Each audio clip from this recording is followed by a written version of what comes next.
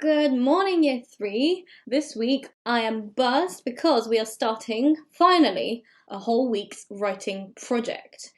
We have not done any projects in such a long time, and now that we're right in the full swing of summer, first half of term, I think it's about time that we put to the test all of the skills that we've been working on over the course of this term and indeed the whole year. Before I get into explaining what your project is going to be, I'm just going to give you a warning. Today is all about planning, because before you do anything that's going to be amazing, you need to have an amazing plan. It's a really important step of all types of writing. So, very quickly, make sure that you have the date and LI written down. Pause the video if you need to. It's the 11th of May 2020 and the LI is to plan a story, that's a clue, with a beginning, middle and end. Okay, hopefully you should have written that down because you're not going to see it anymore. And back to me. So, the project for the week is going to be to write your own story about a boy or a girl or any kind of child with special powers or a special talent, just like Evie from Evie in the Jungle. Some of my favourite books from all time are about boys or girls or children with special powers. In fact, my favourite book series that I've read probably more than 10 or 20 times is called Harry Potter. Some of you might have heard of it, some of you might have already seen the films, some of you might even have read the books. But for anyone to write a really amazing story like that, like I said before, you need to plan it out first. Just have a look at some of the amazing planning J.K. Rowling, the author of Harry Potter, did before she even started writing the book. We've already done a lot of work on story planning earlier in the year, and I know that some of you have told me you don't really like planning, or you don't really know how to do it, and you don't know how to make it useful. So today we're going to practice planning using a couple of the techniques that we've already practiced this year, and I'm going to show you how you can avoid some of the common mistakes that occur when people are planning stories. Remember that the purpose of planning is to make sure that you have a good overview of what you want your entire story to look like and what you want to happen, so that while you're writing your story, you don't have to think too much about what's going to happen because you already know it, you already have the plan in your head. So what do we already know about writing and planning good stories? First of all, you should know that every good story must have a beginning, a middle, and the end. How long each section in the story is could change depending on who's writing it. You could have a short beginning, a really long middle, and a short end. You could have a long beginning and a short middle and a long end. It doesn't matter too much about how it's weighted. What matters is you make sure you've got a bit of each section in every story. And that creates a nice story arc. Sometimes we refer to that arc as story mountain, where you start at the beginning, you build up and you build up and you build up until you get to the middle, which is very exciting because it's right on the top of that climax. And then eventually things get resolved and we work slowly towards the end. So a person who's reading a story can really follow that journey all the way up and down Story Mountain. So when they come out at the end, they feel really satisfied, like they've enjoyed a really good story.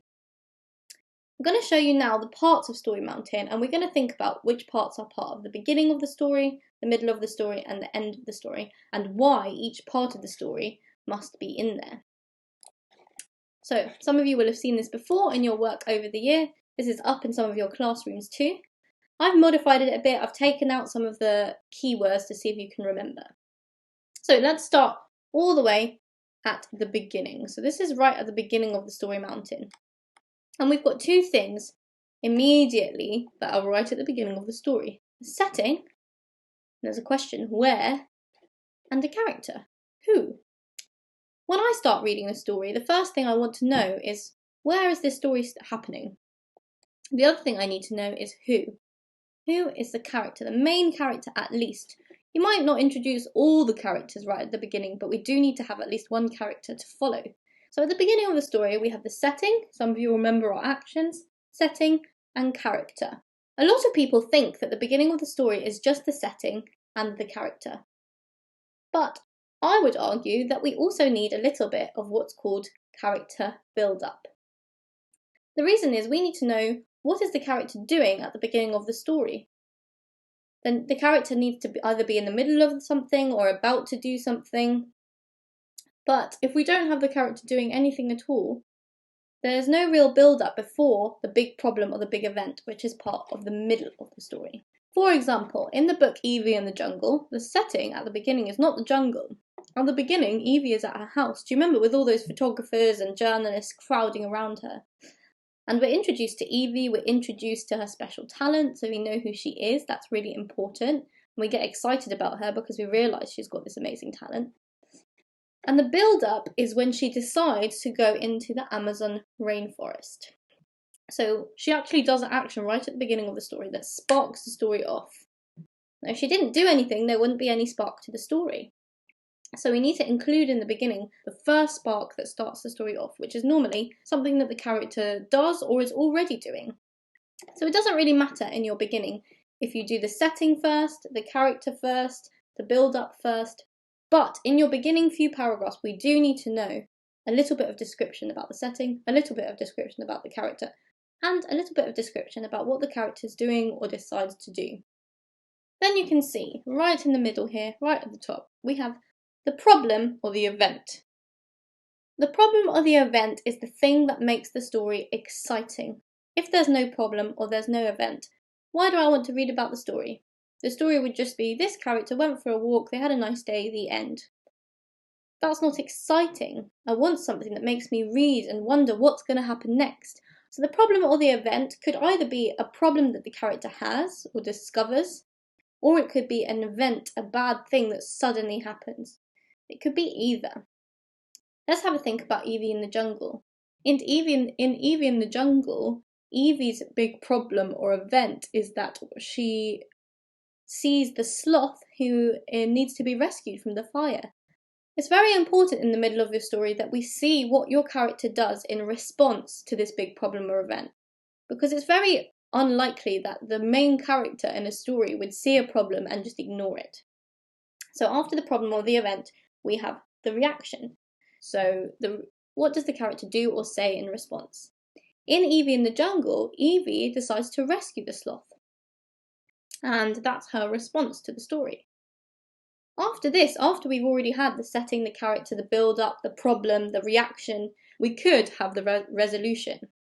In some stories, this middle is a bit longer. So you might have a problem or an event, then a reaction, then you might have an even bigger problem or event, and then another reaction. And that's how stories get longer and longer and longer. And that's why the middle of a story is quite long, because sometimes there's lots of different problems that come up one at a time. Or maybe there's a small problem which turns into a bigger problem. For example, in Evie in the Jungle, the first problem is that there's the sloth that needs rescuing. Then they save the sloth and they go to the animal centre to try to get it looked after. But then they discover there's a bigger problem, which is that the company that Abigail Garcia has started, the charity, doesn't have enough money to keep fighting against these people who want to destroy the rainforest. And then we have yet to discover what the character's reaction to that will be. So you can see there's actually a problem and a reaction and another problem and a reaction in Evie in the Jungle. If you want to write a longer story, you could do a problem and a reaction and then another problem and a reaction.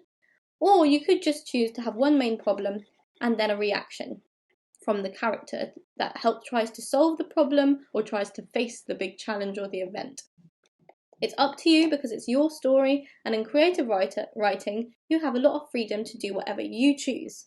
After you've decided that you've had enough problems and reactions, eventually we do need a resolution. We can't just keep having problems forever. So in the resolution, the main problem or the event must get resolved or finished in some way. So if the problem is that the sloth is rescued, the character reaction is to try to save the sloth, then the resolution should be that the sloth is no longer in danger, and we know that for sure. If you have more than one problem and reaction, you need to make sure that whichever resolution you choose solves all of the problems. No problems must be left unsolved in your story. And then the resolution, a lot of people think is quite close to the end because There's no more problems left, and it's true, it's very close to the end. But we mustn't forget that right at the end of the story, we actually need to say what happens at the end. This is the very, very final bit, the end. And that's when you describe what happens to everyone in the story. If you just leave the story after the resolution, so the sloth gets rescued, you might be wondering what happens to all the other people in the story, like what happens to the dolphins, what happens to Evie's dad. It makes a really nice ending to the story if you, in the very, very final scene, describe if they lived happily ever after, if they all went home to their original homeland, if they all became friends. We need to know what actually happens to everybody so that we don't have any questions left at the end of the story mountain. So now we've had a look at Story Mountain. Remember, the rough structure of your story should have a setting at the beginning, a character, some character build-up, a problem or an event, a character reaction, a resolution which solves a problem really nicely, and then an ending, which means that we find out what happens to all the characters at the end. I'm going to now show you an example of how I would use these different parts of Story Mountain to actually write a plan. And I'm going to imagine that I was the writer of Evie in the Jungle. So I'm going to be using that story to show a type of plan that you could do. This is an example of the beginning of a not very good plan or a not very effective plan. Let me read it to you, and I want you to think in your head, what's wrong with this? Why is this not a very good plan? Beginning. Setting. One afternoon, Evie is in her small, cosy house in England, and a host of journalists are banging on her door. Character. Evie is a young girl with a special talent for interspecies telepathic communication. She lives with her dad, and she is very passionate about the welfare of animals. She has long brown hair and a kind smile. What is wrong, do you think, with this beginning? Have a think in your head. Hopefully, you're thinking in your head, Miss Panada has done too much writing. This is supposed to be a plan. It's not supposed to be the whole story already. Actually, when you're writing a plan, you don't need to write in full sentences. You don't need to give lots of details because you're going to do that when you write your actual story anyway. All you need to do is jot down a few keywords that will help to trigger your memory when you're writing about what your story is and where it's going. So you can write in this structure. You can do it in the shape of Story Mountain if you prefer to, but I like to write in bullet points like this. It's just easier because I'm not very good at drawing. So I'm going to start by doing my first subheading, which is beginning. That's right. And then I've put setting, but I don't need to write all of this for the setting. All I'm going to say is the setting is Evie's house in England. Okay, that's the setting. That's my plan for where it's going to be. I've written that, and I can also think of some words or some ideas of how I want it to be described, but I'm not going to write it all out in full sentences. I'm just going to write down the keywords. So I know I want to use the word cozy. I know I want to use the word. So I've written down my keywords, but I've not written my whole story out. I've just written them down as some prompts for myself later. So that's my setting. For character, again, I just need to write down the key points. So I know her name is Evie. She has, her talent is interspecies. And these are keywords, so I'm writing them down. Telepathic communication. So I haven't written whole sentences here. I've just written some words down that could help. So Evie, talent, interspecies telepathic communication. Brown hair, kind, lives with dad, and has a pet dog. I don't even need to write and here. I could just do lives with dad, has a pet dog.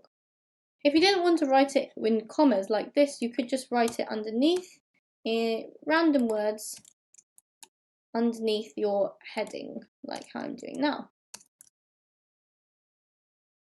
I might also say that she cares about animals. And any other information that you might want to include for your character. Remember, your character is not going to be Evie, it's going to be a character of your own creation. So you have to think, what do you want them to be like? Their personality, what do they look like, what they're interested in, any information that we sort of need to know for the story to make sense. Okay, so I've done setting and character. Now I'm going to do the character build-up. This is quite a simple thing. I don't need to write a lot of words for this, but I know that in the character build-up of this story, Evie goes to the Amazon rainforest. And we're actually changing setting here at this point. So when she actually arrives in the Amazon rainforest, I will need to remember to describe that. So I might say, describe new setting as a reminder for myself. That's what I'm going to do in the build-up. Note that I haven't given all of my reasons. Evie goes to the Amazon rainforest. I haven't actually explained why, but in my story I will have to explain why. So I'm going to think in my head that she wants to go to the Amazon rainforest because of the book of Professor Abigail Garcia. So in the brackets here, I'm just going to note down that reminder for myself that it's related to the book of Professor Abigail Garcia, so I don't forget to include that in my story. So you can see that my plan is designed only to help me in how I'm going to write my story later. Now I've done the beginning, I'm going to need to plan the middle. So for the middle bit here, I am going to start a new subheading, because remember, this is actually a whole separate section of the story. We've already done the beginning. Now we're on the middle. And in the middle, the first bit that happens is the problem or event. So I'm going to say that this is actually a problem. It's definitely a bad thing. Is that the sloth is in danger. And I'm going to write the word fire because that's the danger that is actually affecting the sloth. I don't need that much more information. In my real writing, I'm going to write all about how the sloth feels and how Evie sees him and the fact that there's a fire, and I'm going to describe the fire, but I'm not doing that in my plan because it's only a plan. Then I have the character reaction. Now, in the story, not only does Evie want to save the sloth, but her reaction is actually to get help from those dolphins. So I'm going to say Evie wants to save him and gets help from the dolphins. Okay, so now I'm finally on to the ending, because I've done the beginning and I've done the middle plan, and you can see I've already prepared the two sections of my ending, which is the resolution and the ending. Remember that the resolution has to explain how the problem got solved. So if I think about the problem was that the sloth was in danger. So I need to think about how was the sloth saved. Well, we know in the story what was planned was that the sloth would jump off the branch he is on into the water. That gets him away from the fire. The dolphin carries the sloth back to Evie's boat, because Evie was working with the dolphins at this point, and then the sloth is safe. So that's the resolution, that's what happened, how the problem gets resolved. But that is not the ending of my story. At the very, very end, needs to explain what happens to the characters at the end. They're not just going to live on that boat forever. So, in my version of the ending, this version, instead of there being another problem that the sloth can't be saved by Professor Abigail Garcia, we're going to pretend that Professor Abigail Garcia, so Evie takes the sloth. Got to Professor Abigail Garcia's charity, and the professor finds a safe home for it. And because I also want to explain what happens to Evie at the end, so we know what's happened to the sloth. What happens to Evie? She's the main character. Evie becomes best friends with Professor Abigail Garcia. That would be my happy ending, because I think Evie deserves to be friends. I think they would get along because they both care about the same things. And my reminder that at the end I need to say that everyone lived happily ever after. And that's the very, very end, final scene of the story. So I've just showed you my whole planning, how I do it, how I use very few words, how it's really just about thinking about what's going to happen in the story and not exactly all the words that you're going to use, because you're going to have time for that when you're writing. Make sure that you follow the story mounting step by step. In a second, the original story mounting a picture is going to come up on the screen. If you want, you can pause the video then and use that structure and draw out your own boxes and your own mountain and do your plan in there. Or I'm also going to show you a picture of how I did it with the subheadings and the bullet points, and you can fill in your words there if you are printing out the page at home, or you can copy down my structure, the way I've laid it out, and just fill in your own words. Remember, I want to see your story, so do not write about Evie in the jungle. Have a think of your own character with their own special talent and what kind of situation they might get themselves into. How did they use their special talent to help solve the problem, just like Evie talks to the dolphins to get them to help the sloth? How does your character use their special talent? And what is the story? Is it a happy ending at the end? And what happens to all the characters? Can't wait to see your plans, and good luck!